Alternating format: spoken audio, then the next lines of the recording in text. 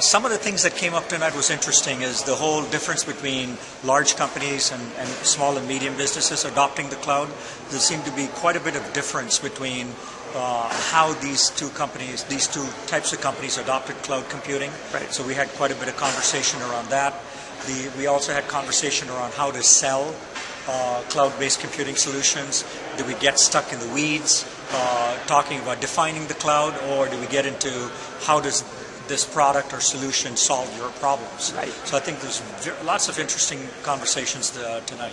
Yeah. Right. So this whole bit about definition, but getting away from definition and right. sort of talking about, okay, but what business problem are you solving? Yeah. And in your comment about the difference between SMB and enterprise, can you elaborate that on that a bit more? Sure. What we found in our study was very similar. Small and medium businesses are adopting cloud at twice the rate that large companies are.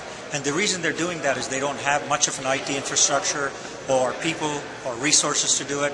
Large companies have that. And so you can see the difference in the adoption rates. And that was one of the big things we discussed today.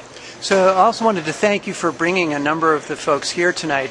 And as MR stated, the average title in the room tonight was CEO, CIO, CTO, and VP Software Engineering. Very interesting to hear from a lot of these folks regarding their challenges. What were some of the challenges that came out at your table in terms of how people are using the cloud and their adoption? So I think a couple of things came out. One was regarding infrastructure as a service. How do you adopt these kinds of products that are coming out when you are concerned about your own data and your own files? There was security issues around it. There was privacy issues around it.